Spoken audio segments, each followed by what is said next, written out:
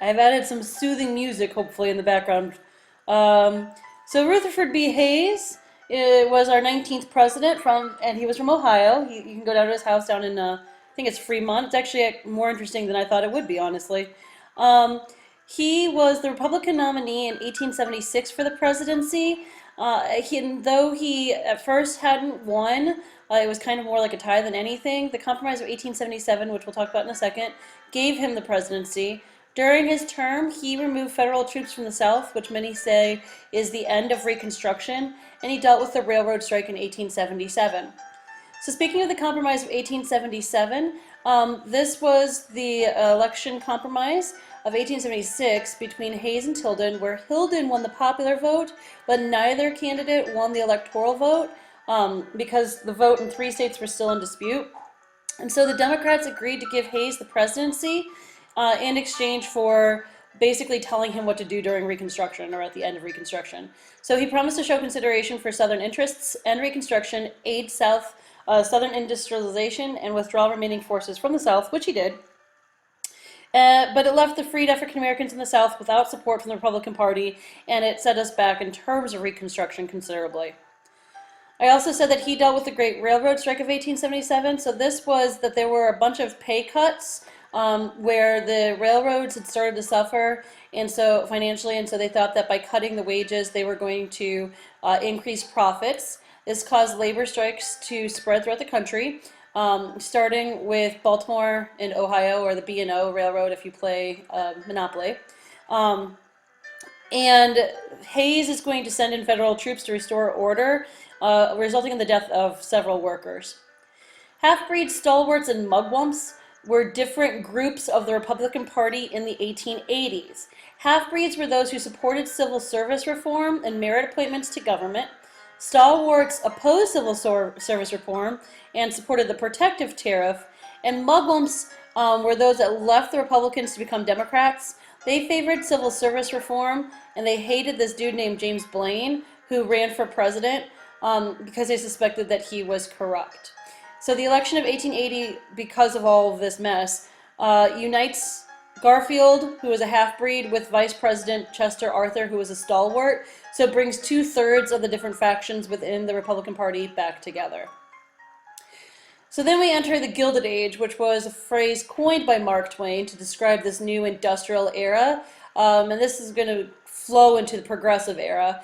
It's basically the time period. Think of the Gilded Age. Gild just means like dipped in gold, so money. So this is where we became one of the richest countries in the world. Profits became increasingly centralized in the hands of fewer people, and we're going to emerge as the leading industrial and agricultural producer. Social Darwinism was also very popular at the time. This was a theory that said like survival of the fittest, but in terms of society. It's associated with Charles Darwin's work.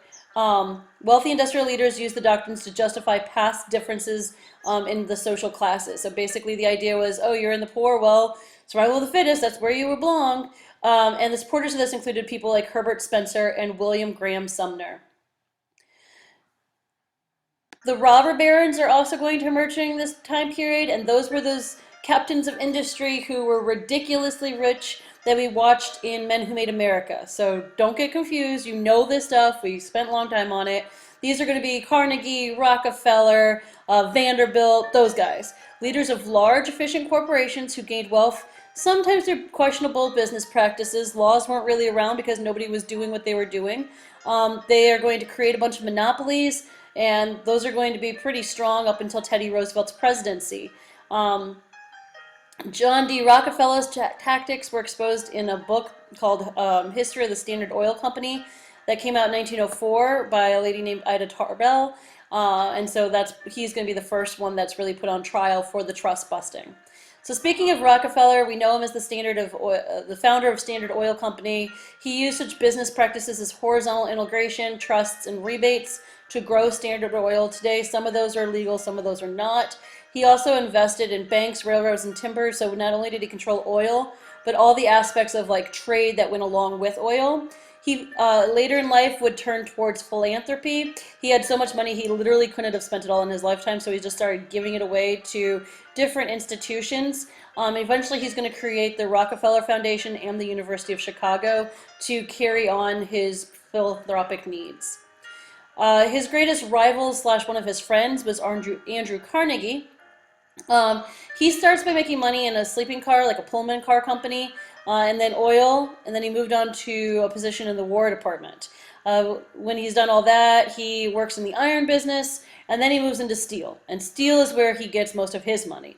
He learns the Bessemer process, which is going to form steel where you heat it differently and you introduce different chemicals. And so through like pioneering the development of steel, he is going to create Carnegie Steel Company, and this was involved in the Homestead Strike, as well as the Amalgamated Association of Iron and Steel Workers. He's later going to write the article Gospel of Wealth for the North American Review, and in this he's going to say that the wealthy were just trustees of their money, and that they have to, not just do they have to like watch out for their own wealth, but more importantly, they need to use that to benefit society. So he's going to become super philanthropic also, introducing stuff like Carnegie Hall and public libraries. J.P. Morgan was another of the robber barons. He was a Wall Street banker whose company financed railroads, banks, and insurance companies. He's going to eventually buy out Carnegie. Remember, that was towards the end of Men Who Made America. And he's going to pledge money to help shore up the U.S. banking system after the Panic of 1907. He was also fairly philanthropic. William Randolph Hearst was a pioneer in journalism. He inherits the San Francisco Chronicle, and then he builds it so that it becomes a media empire where he's going to control newspapers, magazines, radio stations, and movie studios towards the end of his life. He is going to use a lot of what's called yellow journalism because of the color of the paper, but it's basically muckraking. It's where you kind of sensationalize the news. It's more like a tabloid type of thing in an effort to get more readers. His use of yellow journalism helps as a reason for us getting involved in the Spanish-American War. James Garfield, 20th president, he was from Ohio also. He was a congressman as well as a general during the Civil War on the side of the Union, but eventually he is going to get assassinated from this dude, Charles Guiteau, who was looking for a civil service job and didn't get it. And so Garfield's assassination is going to spur the passage of the Pendleton Act, which was the civil service reform movement. Civil service, if you're struggling, that means like a government job. That's all it means. Chester Arthur is the 21st president. He assumed the office when Garfield was assassinated. He worked to outlaw polygamy in Utah, and he also strengthened the Navy. He also supported the Pendleton Act, which basically said that civil service jobs needed to be given to those of merit. So like you had to work for those jobs, you had to be the best candidate, as opposed to the old spoil system where it's to the victor goes the spoils. Starting with Jackson, he just kind of put his friends in those positions of power. And they're like, no, that's not always the best way to go. The Chinese Exclusion Act is also passed during this time period. Now we're going into the progressive era a bit. This is the only legislation in bulk scale that passed limits towards immigrants from specific countries. Usually we'll make quotas and say like, oh, well, we can't accept more than 5,000 people or whatever, but we've never gone so far as to say nobody from this country is ever allowed in our country, except for this time. And it was passed in response to the Chinese who settled in California after building the railroads. The modern Navy is also going to really come forward. This is going to be the Great White Fleet. The construction of new steel ships led the U.S. to take the lead in the world naval rankings, so we became the #1 Navy empire with the British. The U.S. Naval War College was also established in 1884. Alfred Thayer Mahan was a U.S. naval officer who was president of Newport War College and an author who pushed for imperialism and the growth of the Navy to help with imperialism. Repairing coaling stations helped expand the Navy's effectiveness. So we needed basically gas stations, so we're going to go out and conquer places to have gas stations across the ocean.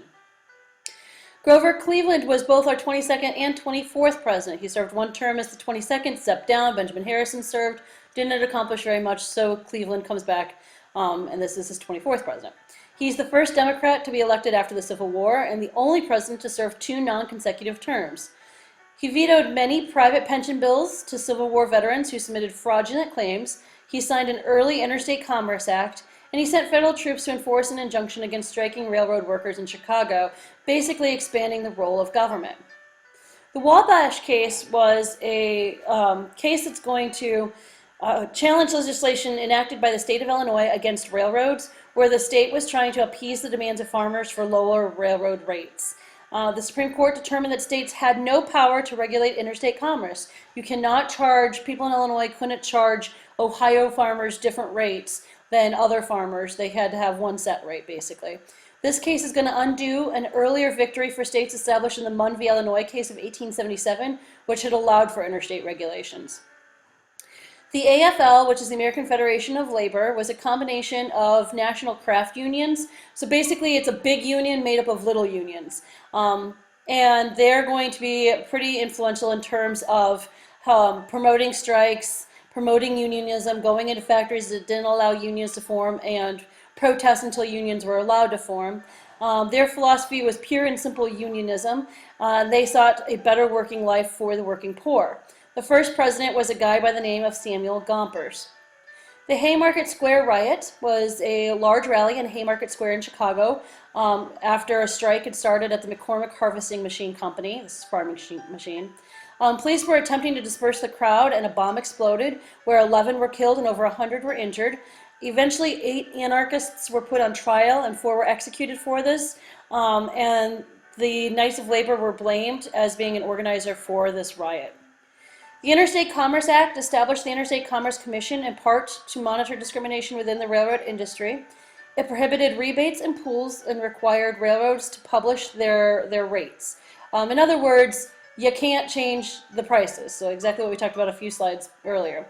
It also prohibited unfair discrimination against shippers, and it outlawed the practice of charging more for short hauls than long hauls. They were like, again, one rate had to be enacted. In general, the act opened competition. The goal was to preserve equality and spur innovation. The Dole-Severalty Act, I can't say it, just go with it, was this legislation encouraging the breakup of Native American tribes in hopes of assimilating them into American culture. Assimilating is when you make them a part of the dominant culture. Helen Hunt Jackson's A Century of Dishonor was a catalyst. It kind of pushed the movement because it depicted injustices to the Native Americans. It distributed Native American reservation lands among individual members of the tribe to form a system of agriculture more similar to the white man's, and it gave each head of a Native American family 160 acres of farmland or 320 acres of grazing land, their choice. The effect was basically to destroy or come close to destroying the reservation system, as the remaining tribal lands were opened up to white settlers.